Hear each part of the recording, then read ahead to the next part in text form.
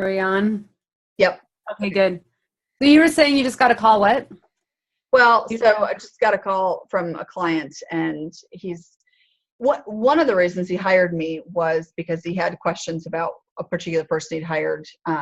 Is this the right seat for the person? He just doesn't really seem to be progressing. He's been there for 6 months, which is a long time. Yeah. Everyone's given him advice, the tools, whatever. But at the same time, the people that are there are not sales trainers. They're not sales coaches. They've just said, well, I kind of do this. And they all came with their previous relationships.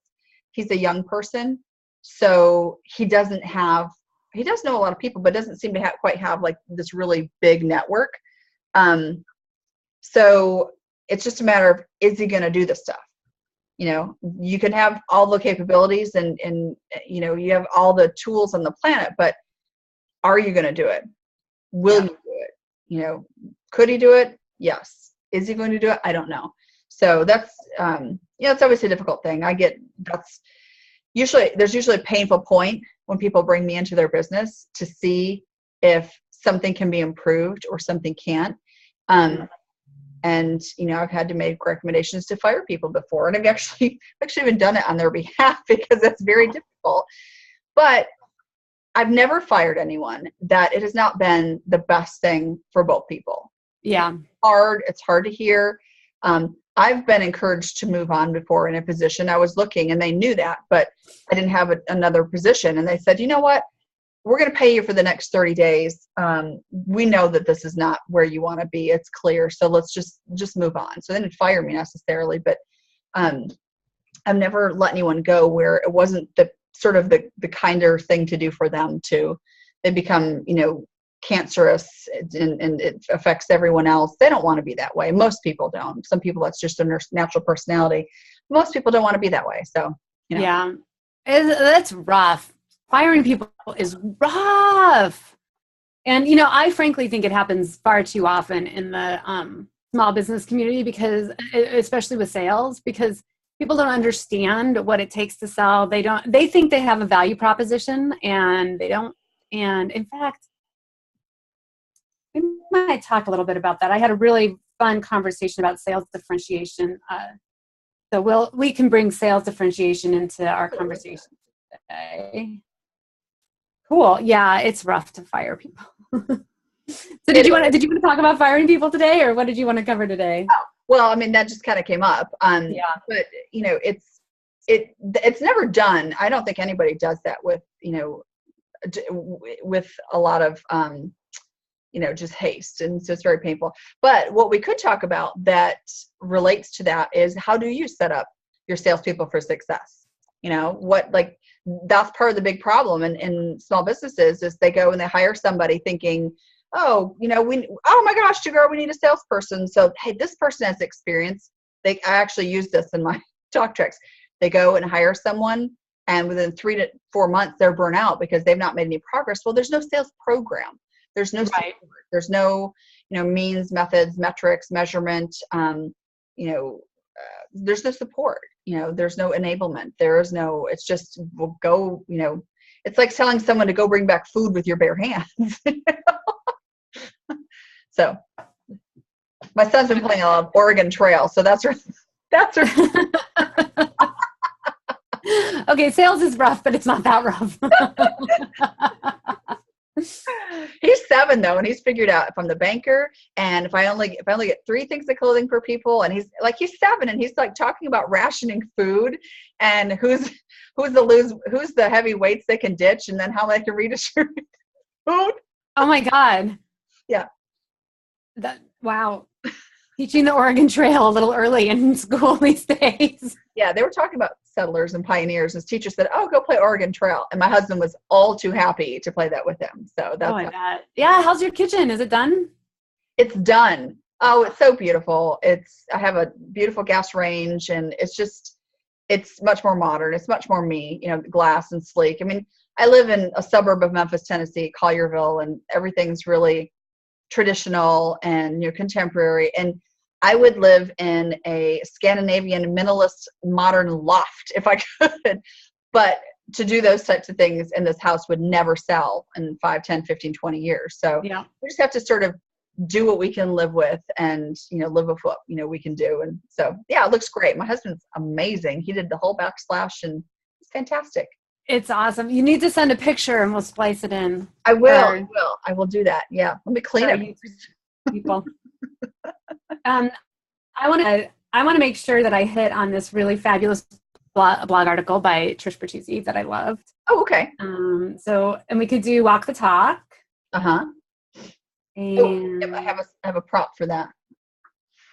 If we get to it, I have a sales email fail okay. that I'd love to share. It's not tragic, but I just think so many people get stuck in this trap of this email problem that actually two of my things are about email. So we're gonna actually hit on some really cool stuff about ramping and hiring and having your salespeople be successful from 2 different places.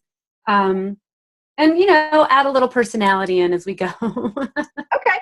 I like that. So I've got my walk the talk is a book. Okay. So that I'll share. I've just queued it up on Amazon so I can pick it up because I don't have a physical copy. I have a virtual copy. What's my walk the talk? What's my walk the talk? Oh, I have a cool thing to share too. Yes. Right, so mine isn't going to be so much sales. You do the focus of the sales piece this time. I have a cool office thing to share. Oh, cool. I mean, good. I think it's cool. Screw what everybody else thinks. An office thing to share. All right. Okay. And then, and then we'll wrap it up and it'll be awesome. All right. So I will kick us off. Welcome, everyone, to the SellOut show where we are always sold out. This is Dianna Guerin. I am the irreverent sales girl, and my mission is to bring a dash of dignity to the art of selling. Awesome, Dianna. I'm Shawn Carroll Sandy, and I'm the Chief Revenue Officer of the Selling Agency, where we coach humans how to sell to other humans, because selling like robots or jerks is so 1989. You're going to have to play Prince one of these times when you get to Oh, that'd be awesome. Yes. All right. So today in the rundown, let's talk about what we've got up on deck. Yep. I've got, I'm going to do mine at the end. I've got a book that's part of my walk the talk. And I have something, it's sort of a cool productivity thing, gadget thing in my office that I want to share. And I'm sure people are be like, oh, I already know about that, but I just discovered it and I love it. So I want to share that with you, especially if you work in a home office or you're sitting in an office for the better part of the day. So those are my 2 things that I want to contribute today. What about you? Fabulous. I am going to get rid of this thing that's on my internet that's this is going to totally screw with our show if I don't watch it. Okay, cool. It's like, oh, let's download something and we're going to restart your computer while we do that. I like it when my technology works for me instead of me working for my technology. So I have, our sales conversation today is going to be about sales differentiation and onboarding. It's going to specifically focus especially on the smaller, medium businesses, although I think this happens in every sales organization. How do you, I don't think we should touch on how you find the right person, but how do you bring somebody on and actually have them be successful? Mm-hmm. And sales differentiation will come in as part of that. And then we're going to share a #1 blog article that I read, which is just a piece of it, but one that, of course, will make you laugh because it's by somebody who's very funny. And then we're going to move into walk the talk. That should make everybody very, very happy today. Yeah, full docket. All right, where do you want to start? Well, let's start with the conversation about sales. What do you think about bringing your salespeople on and having them win? Yeah. This was set up because in between, or right before we got on the phone, I got a message from a client, and he's part of the reason they brought me on board is they're struggling with a salesperson, whether they should, continue investing in them or let them go. And I just really explained to him, I'll know within this next week, but it's something I see really often, especially in the small business world where you've got owner operators who are the sales directors who have no business being sales directors because they shouldn't be sales directors. It's really tough. They hire people who either have experience in the industry or have experience selling, and then they can't figure out why they're not successful. And a lot of it is because they don't yet have a sales program. Yeah. Or, sales is actually a department, but selling is the activities that get to the sales. And so if you don't support and provide the infrastructure to the person who is doing the selling, it is most certainly going to fail. I mean, it's just not a pretty picture. That happens all the time with small businesses. That's often the impetus for them trying to, reach out and work with us, because they've tried to hire their own salespeople. They've tried to manage their own salespeople, and even good salespeople, within 3 to 4 months, they're burnout, they're tired, they feel like they're spinning their wheels. They feel like, oh God, what I get myself into, and then they quit. And then that business owner is right back around in the same situation. But I agree with you totally, and think that this happens probably a lot in enterprise-sized businesses and mid-market, because bringing someone on board and not supporting them is it's such a travesty, setting people up to fail. It is a travesty. It is. And, not that I'm going to do a little tiny shameless plug here, but I wrote a book about this because I was working, my business is to help small businesses who don't want to do selling and they want to outsource their selling. They outsource those activities to my team. But that's not what we're talking about here today. But because, when I built this business, I learned really fast that not every company is sales ready, which we're not going to get into that about entrepreneurs right now. But then there's the cautionary book that is directly for salespeople to read about, is the company that I'm applying for sales ready? And are they going to, because, just because the company has made some money or they think they should be making money and they think what's missing is a salesperson, doesn't mean that the salesperson is going to have what they need to sell. So anyway, it's the working title. What is it? The sales readiness mistakes entrepreneurs make and don't even know it.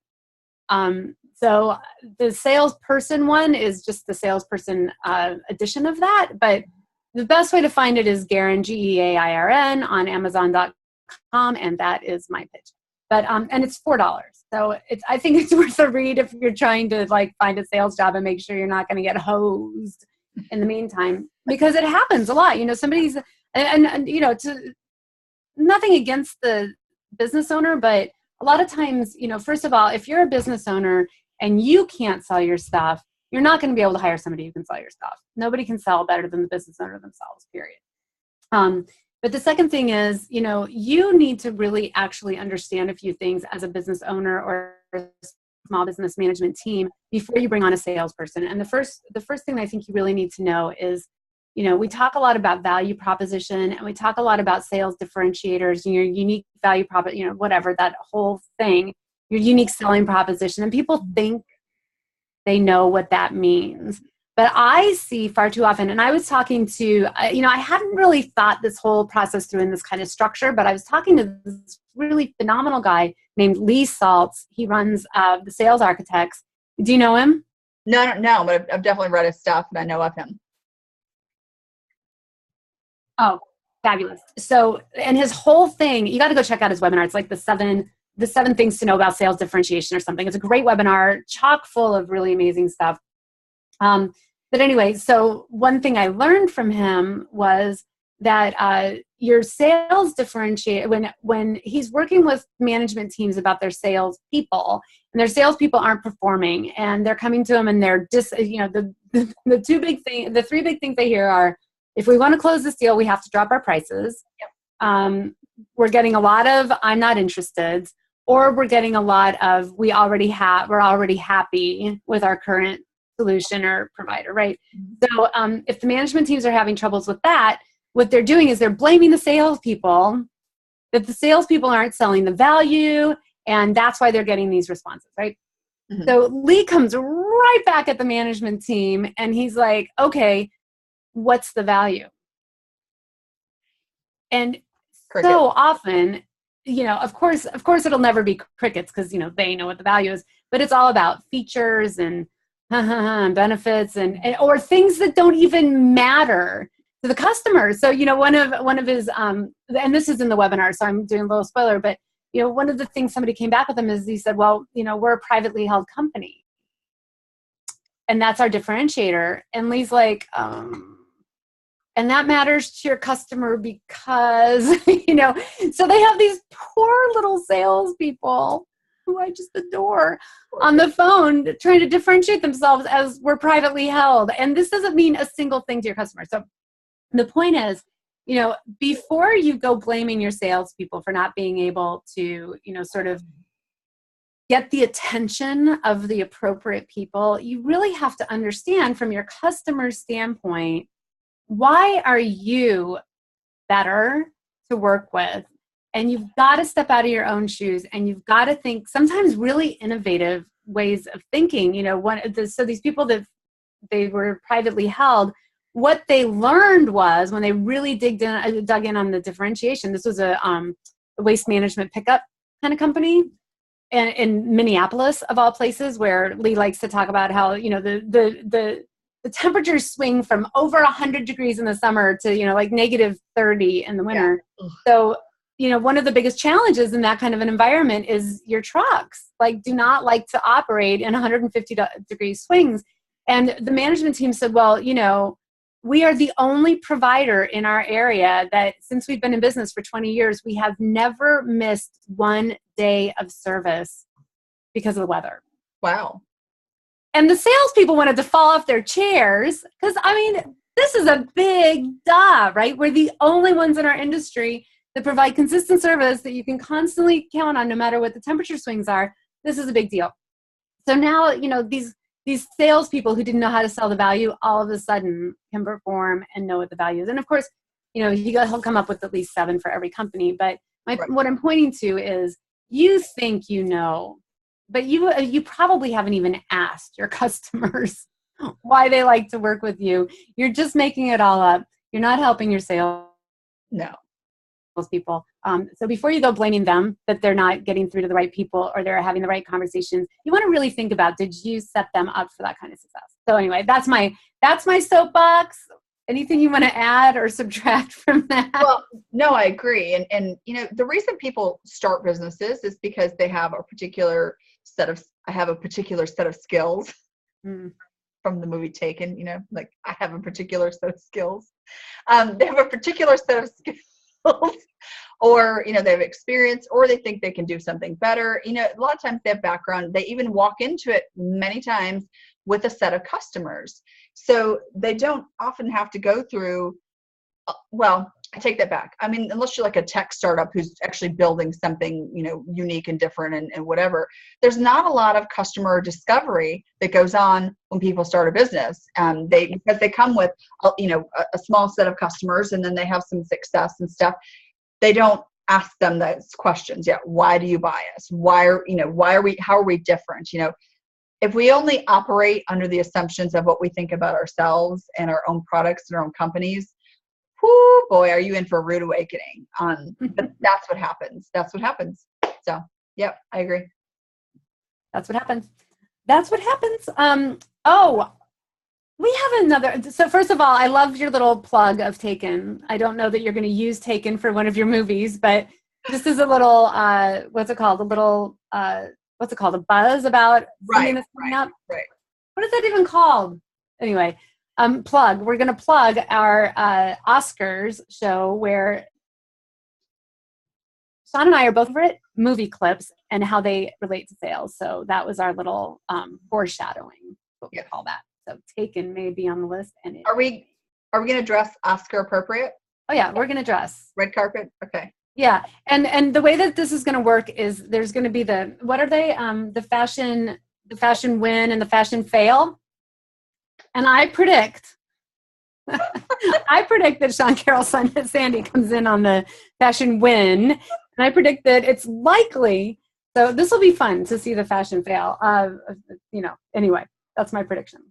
So I had a really big win in sales this week, and I just wanted to share that with you. Bring it. Let's hear it. Okay, good.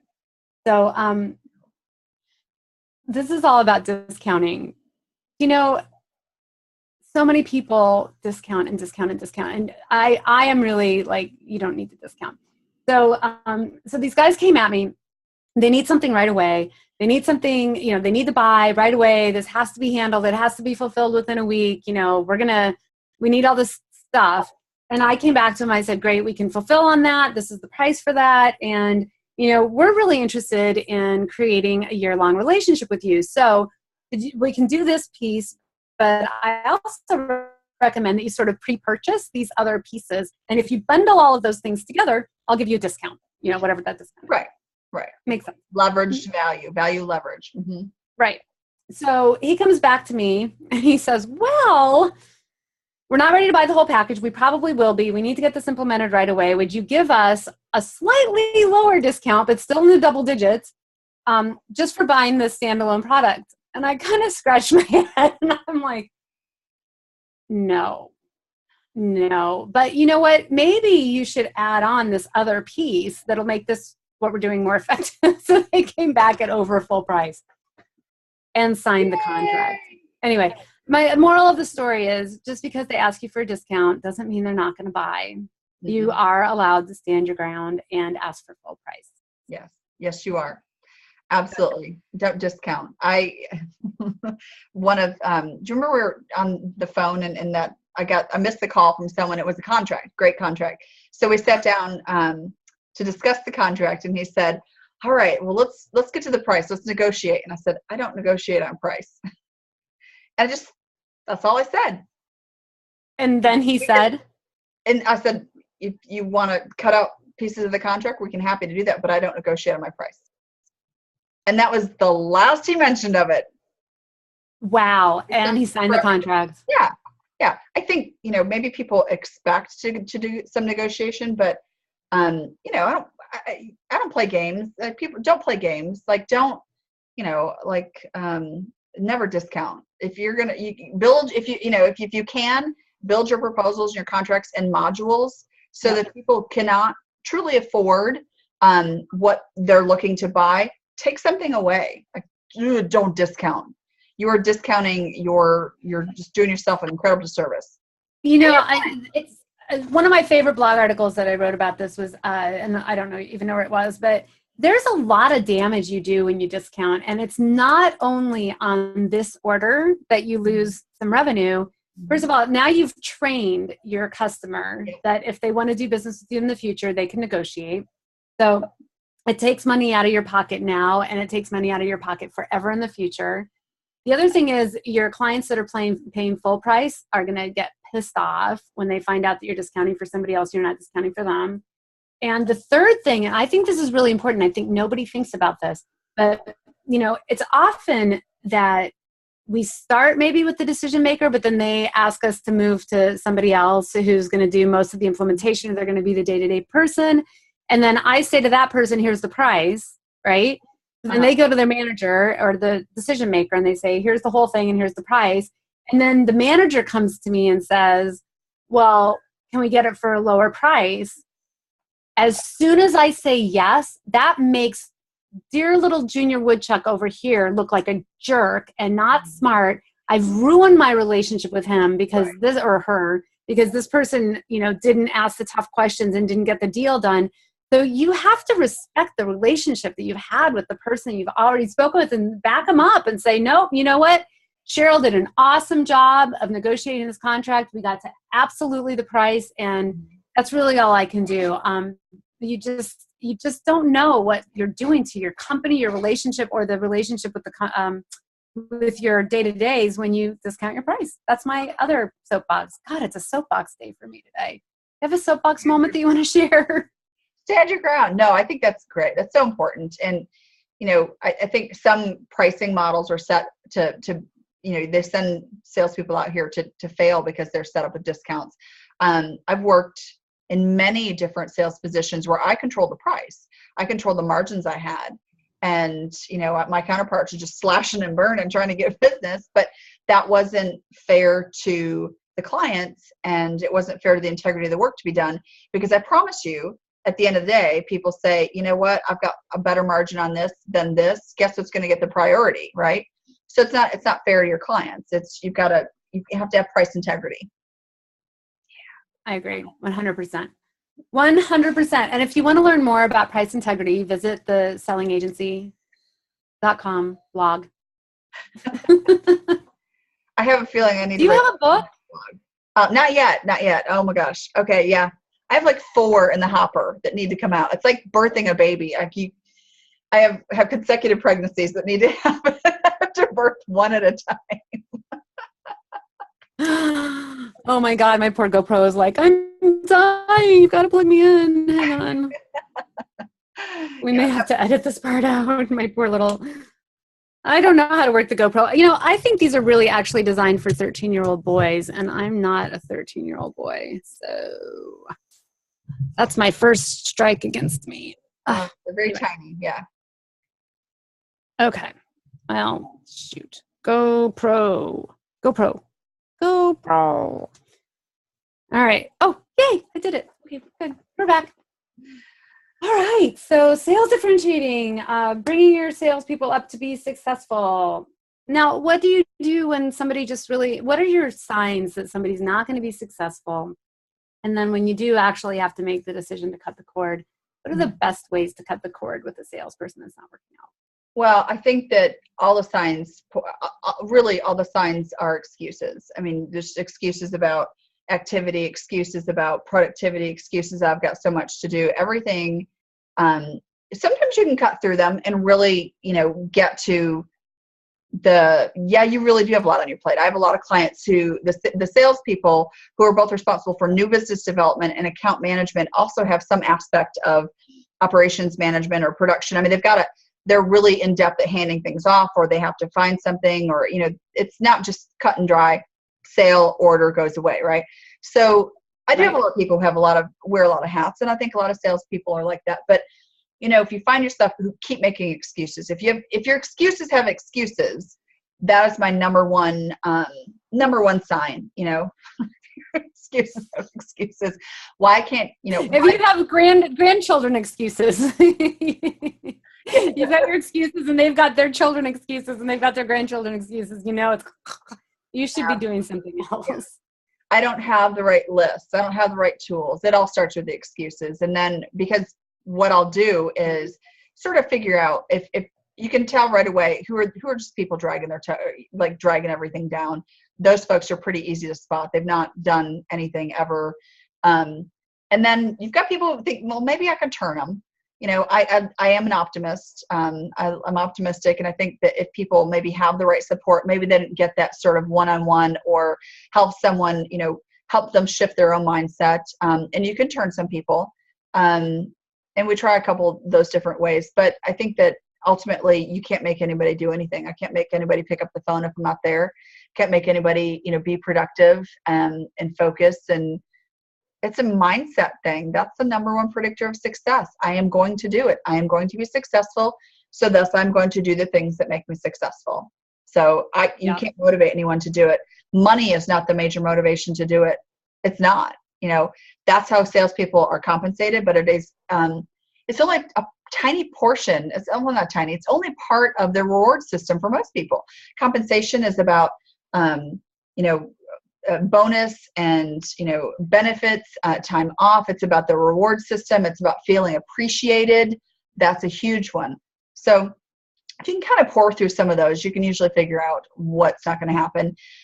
My job when I usually step in is to figure out who's borderline and who do we have questions, and then set up some stressors to make sure that they have no excuses if they have the right tools. They have no excuses if they have a coach. And then if they're not doing it, it's just, you're just stripping everything away. It's really easy to see. And then they know it too. They know what we're doing. They know that, if we're putting, some activity trackers there together, that they're not going to make it.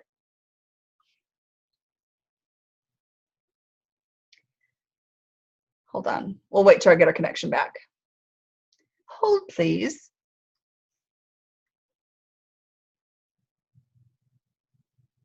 There you go. Oh, I don't know if this is, Tom is convinced that this is a Zoom problem. I don't know. It could be. It could be an unstable connection. We may need to find a different platform. Yeah, That's fine. Okay. For right now, see, this is like The Simpsons in their first episode, which is just terrible. But it's just important to get it out there because, frankly, people need to be entertained. This is the video cast that answers the question: why do business shows have to be so boring? Oh they yeah.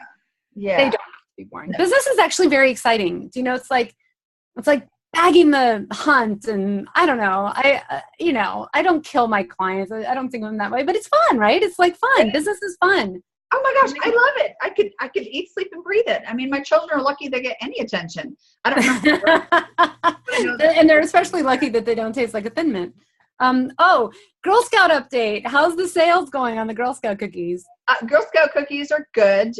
We put in our first order, and so I think I mentioned this. Cookie season for troop leaders lasts from January to May when you reconcile all the financials. So it's a long time. It is a marathon. Yeah, the cookies will come in at the end of February, and then we'll distribute them to our clients. You can still sell online. So if you've got some sales in her online store, we're going to do a video and then put that on Facebook. And I'm actually going to post it in Women's Sales Pros group. Hey, why don't you pitch it here? What's the URL to go visit from buy from your daughter? Oh gosh. Well, actually, you can't make it public. It has to be in a private network. No, that's okay. But that's one of the rules. And in order to keep the girls safe, is that you have to know the people that you're pitching to. So Facebook is, it's a friends of friends kind of post. So that's good. They're very thoughtful in that. But so then after that, you get the cookies, and then you do the cookie booths. And what's really sad is that a lot of the parents and troop leaders, they say, you know what, we'll just only do the cookie booth, because you only sell 1 or 2 boxes at a time. It's just not a big deal.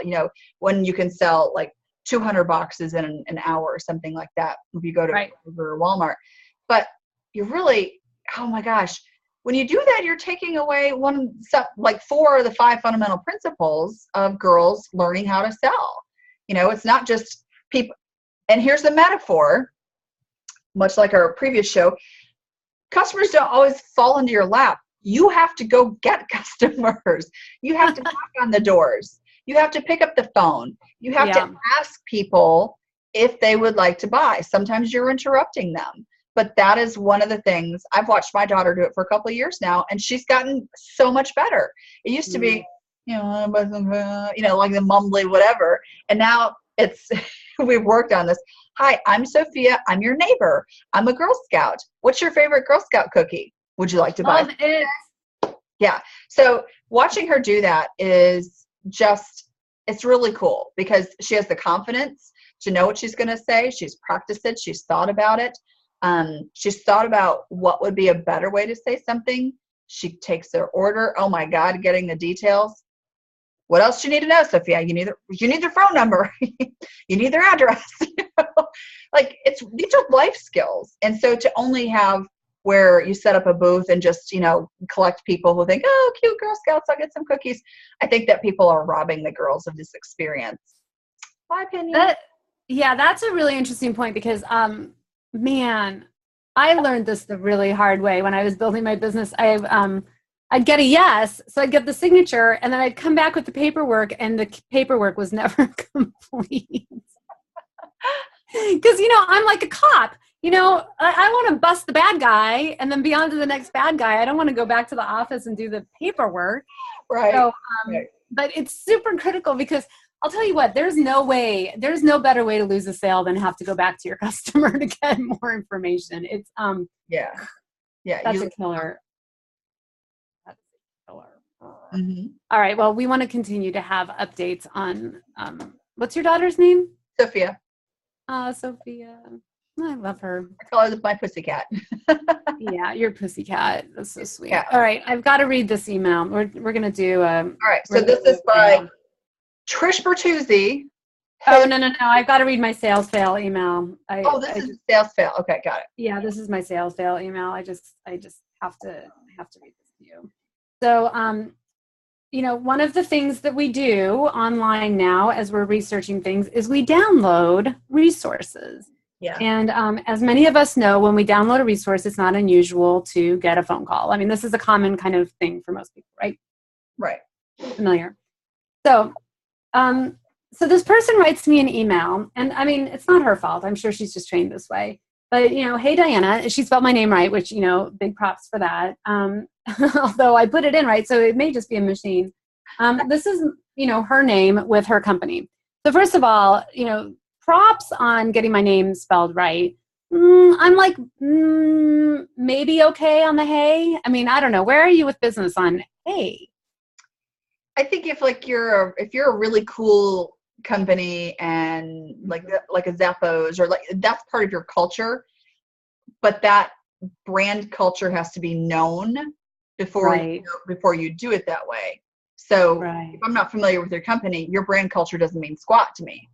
So the hey is, or I think also what's important too is if you maybe know the age, or if you maybe you've looked on LinkedIn and you have a lot of things in common, and you can maybe be a little bit more casual. But yeah, hey is definitely casual.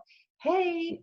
Yeah, hey. And first of all, it makes me feel like I'm just dealing with a 20-year-old, which, frankly, this is for sales managers, and there aren't a lot of 22-year-old sales managers out there. Just saying. So then the next thing she says is what her name, and this isn't a girl or boy thing. I get these things from boys too. But then she says what her name is and what her company is, which, is in the, that's in the two. I opened your email. I know where this is coming from. So you just used really valuable real estate to tell me something that I don't care about yet. I mean, I'm sure you're adorable, and I'm sure that your mother loves you, and you're doing important things in the world, but you haven't told me anything I care about yet. And then, I saw you had a chance to download some of our content, blah, blah, blah, and she tells us what I downloaded. I'm going to kind of, I'll skip to the end in just a second, but look, you've got real estate here. And most people are looking at their email on their phone, and most people are looking at their email in the in just the little. You probably can't see that, but I'm just looking at the heading in the first sentence. So you've already used up just ridiculous real estate on stuff that I don't actually care about, and then you go on to talk about your product. Like, this is what she talks about is this is the stuff we do, and this is the stuff we offer.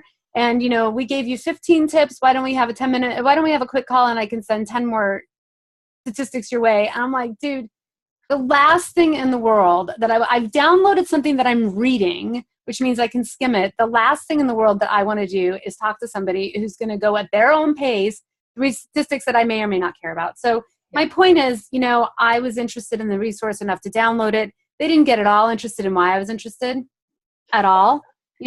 Hey, if you download this because you're a teenager and you're grounded to your room and you couldn't find anything else to read, then don't respond to my email. If you did it because this, or if you did it because 5 of those scary statistics apply to you, and you just want some help dealing with that, or maybe even a therapy session about these horrible things that you have to deal with, I'm here for you, and let's talk. Do you know what I mean? Nobody wants to be pitched, and never pitch on your first, never pitch in an email, right? I mean, never pitch in an email, right? No. Okay. So there's my SalesFail rant. Well, and I think what happens, especially in we need to overhaul the SaaS industry. I honestly feel like maybe 75% of the email responses I get, or even the calls after I download something, are crap. They're complete crap. They assume that I want to buy their product. I could be that you put all this content out there. Guess what? I like the content. Great. It's about building a relationship based off of that. And there's no, can we find some people, please, anywhere to build some relationships? I mean, or even if I'm not the right person, you can still build a relationship with me. It's bad. It's really bad. Plus, I mean, you may know some. First of all, some of these people on the phone are adorable. It's like, I've picked up the phone. I want to have a good experience now that I'm on the phone with you. Why don't we have at least a good experience? And if I tell you that I'm at the dentist and I can't talk right now, just hang up the phone, right? Just we'll sort it out, right? But yeah, you can have a little relationship with me and be like, well, do you want to hear about what we're doing, or would you even ever use this? And I'd be like, no. And they're like, but you probably are really a smart, connected person. Is there somebody else that you think should be doing this? Just Most so people want to help people. I mean, I want to help people. I want to help you if you just give me a reason to not hate you. I will. Okay, which actually leads to the Trish Bertuzzi article. That you are just, it's as if you knew what we were going to do next. And I know I've stolen so much of the real estate today, but so anybody who doesn't know Trish Bertuzzi, she is like the be all end all, the last word in sales development, inside sales, account executive, SDR, ISR, blah, blah, blah, B2B tech. She is the last word. So, oh yes. And she wrote the sales development playbook. And it's an ass-kicking good book. And she's hilarious too, by the way. I mean, you should just know her because she's funny and she swears in her articles, which is, when she does it, it's actually very kind of funny. So I'm not going to do any of the swearing part. It's a Q&A talking about, sales development and how it's changing and blah, blah, blah, and account-based marketing and account-based selling, which is all very important to everybody right now. But the last question, they ask is, what are some other trends you foresee taking hold and potentially having a major impact on sales development in 2017? And she says, I think we just have to continue to get smarter and stop boring our buyers. I get emails every day like, hey, I sent you an email yesterday and you didn't respond. So here it is again. I'm like, really? Now I hate you twice.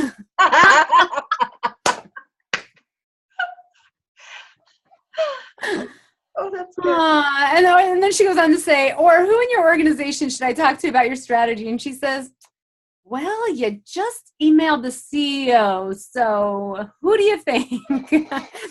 So anyway, it's, you talk about this all the time, but if somebody had just taken just a second to think about who they were emailing this to, looked her up on LinkedIn, CEO of, so she concludes by saying, so I just think we need to continue to get smarter and more personalized, maybe take a breath and just think things through. But, I'm like, really? Now I hate you twice. And I'm not laughing at the junior woodchucks. It's not their fault. It's the sales manager's fault who are training their junior woodchucks to do this kind of stuff. Well, they're not only so, and I think there's really a disconnect too in that. So on this side of things, working with the small business owners, and you've got the salespeople who are writing all their own emails, and they're terrible. Mm-hmm. And then let's go over, particularly on the SaaS side of things, where you've got marketing and sales enablement, and they're writing the emails that go automatically for the salespeople, and they're terrible. So I don't care who you got writing your emails, they're crap.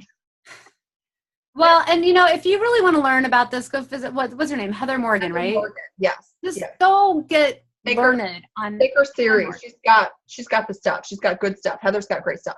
She's got good stuff. Jeb Blunt's got pretty good stuff, but Heather Morgan, it's her thing, and she's young. She's like annoyingly young, like I don't think you're supposed to be that successful that young. I think she still has some dues to pay. Anyway, all right, over to you. Let's move into your book, Walk the Talk, and I want to hear about your productivity office tool. And then, wow, okay. We've been talking a while. It's good. Yeah, I know. So this is, I'm going to start with the productivity thing first because the beginning of the year offered me a little bit more time to be in my home office, which, it's the corner of what doubles as our exercise room. I'm always in my clients' offices. When people say, where's your office? And I say, I don't know, what day is it? Because I'm always someplace different. So I love the time I get to spend in my home office, and I try to make that really productive. And if I'm at my home office, chances are I'm doing a lot of writing. So one of the things I thought was really cool was my phone fell off the cute little doohickey thingy. The GoPro is having trouble too. Okay, yeah. So, I don't know what made me think about this. Maybe some frou-frou Facebook posts, but I thought, you know what? I want to have like this I want to try out some of those essential oils. Have you ever used any essential Yeah, oils? I love essential oils. So I hope I can bring this all the way over here. This is my little new, I will turn this. This is my new little essential oil humidifier diffuser. And it even changes color. Oh my God, it does. It's purple. Yeah, it's all sorts of different colors. So, but what I found is I put in lemongrass, focus and concentration. I swear to you, my brain is just like, yeah, let's do this. And I'm able to just like sort of tune it out and just really be not just focused, but like really alert. I don't know how to explain this stuff. Yeah, no, that's great. You hate lemongrass, you're probably going to hate this oil smell. I love lemongrass, but it just, I feel like my brain is really alert whenever I've got this thing cranking. And I put lavender in it too whenever I'm sleeping. That's just a wonderful sort of a kind of thing. So where did you get this? What is it called? It is. And how do we get them to sponsor this show? I got it on Amazon. This one is, I don't know. It doesn't have the brand name on it. Just look up essential oil diffuser, and I like the humidifier aspect of it too because it's pretty dry on Amazon. And you've got them from everywhere from $20 to up to $130. From what I understand, really hardcore people will only use glass diffusers. Anyway, this one was cute. It changes colors. My kids thought that was cool. So, and then you can buy just like little essential oils. This one kit that has lavender, lemongrass, orange, tea tree oil, peppermint, which is great, eucalyptus if you're congested. Yeah. So, Yeah, I'm constantly looking for the right sponsor for our SellOut show. So we'd like to sell out Amazon of their diffuser. And also, you mentioned Kite Desk recently. So. Yes. Mm-hmm. Okay. Because of our huge following. Yeah. Yeah. It's awesome. Eric Quanstrom. We'll drop Eric some props. I think is their chief marketing officer now? EQ at Kite Desk. He needs to start paying attention to our show. Yeah. I did a sales chats with him and John Golden back at Pipeliner Sales, and that was so much fun. I don't think they knew quite exactly what they were getting when they put me on camera. Those guys are fun. What's that? Those guys are fun. They are, yeah. Well, again, I think Pipeliner in particular, and now Kite Desk, because with Eric's influence, I think that what they're doing for the sales space is bringing those tools to life and in context to how people actually use them to get stuff done. I love it. I love it. Yeah.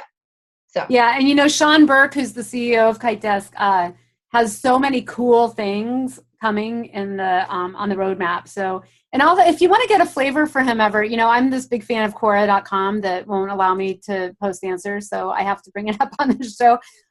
But Shawn Burke has some of the best sales answers out there. Very cool. And he's very active, or he used to be anyway. He's very active. So look up SCANBURKE, Shawn Burke, Kite Desk, Eric Quanstrom, good stuff. All right. Productivity office tool. I really love it. All right. Walk the talk. Okay. So my walk the talk this week is, I started this last week. I read this from one of our colleagues and just really blew me away and helped jumpstart a health kick for me. I struggle with exercising. I don't like other people. So I don't. Which is why you work from home. I don't like to exercise with other people. I love hiking and camping and trail running and that kind of stuff.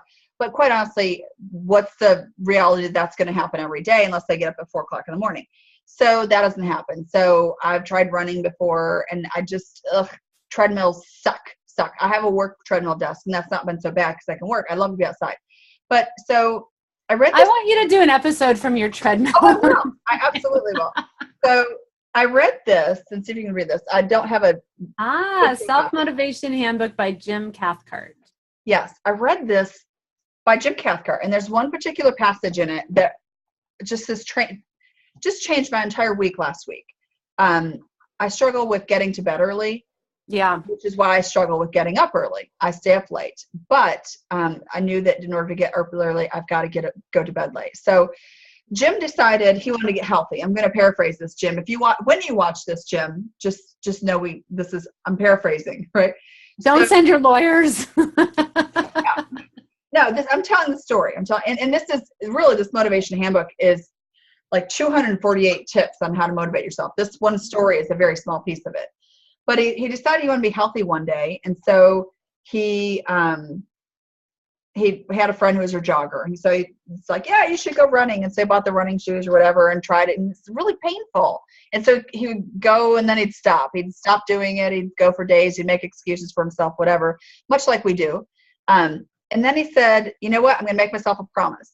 I'm going to make myself a promise that every day I'm going to get dressed, putting on my running shoes, and I'm just going to go out to the curb.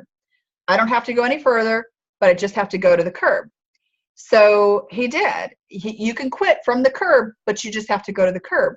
Nice. And then what happens is when you're there, you're dressed, you're out on the curb, and you're like, you know what? I might as well just keep going. And it's not so bad.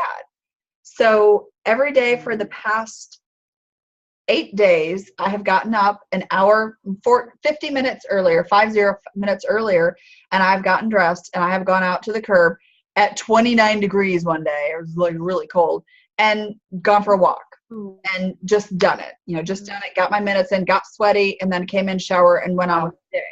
So it was just so powerful to say, if there's something that you're really struggling with, commit to the very first starting steps. The starting is the hardest part. Yeah. That's so good. Yeah. Are you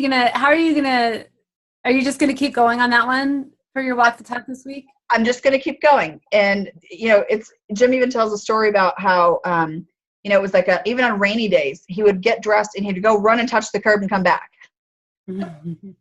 So every single day I am going to go touch the curb.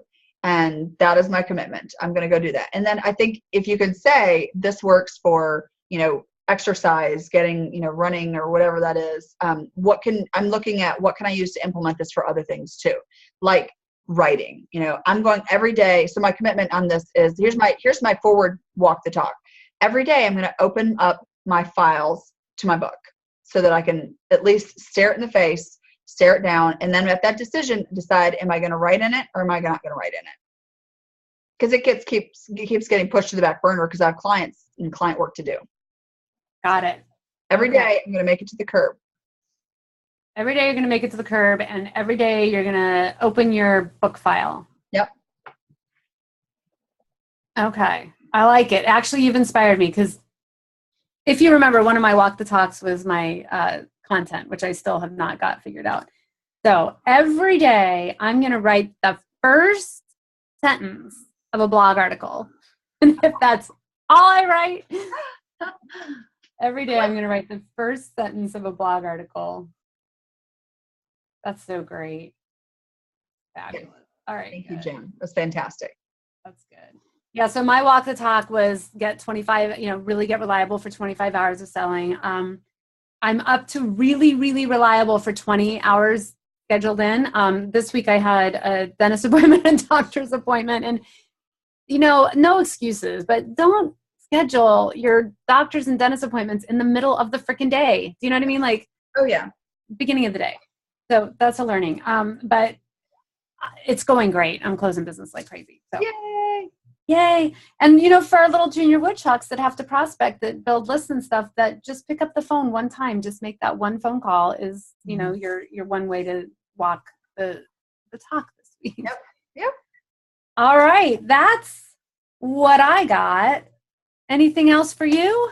Not today. Just I've got to put my thinking cap on about our Oscar show coming up and what I'm going to wear. I think I know what my movie picks are going to be, but I need to figure out what I'm going to wear. And I think I'm going to surprise you with.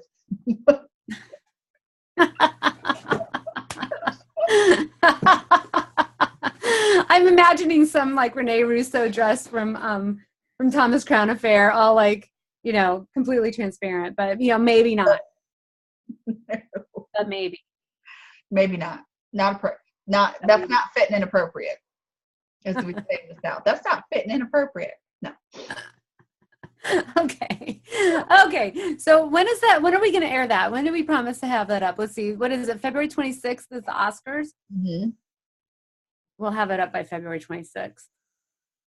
Even if we get it up on Sunday at the last minute, it is going to be there. February 26th. Yep. Even if there's no other one, we're going to get those handled. All right. Let's wrap this up. So I'm going to say it. Here's to stop hoping And start selling. Bye. Bye.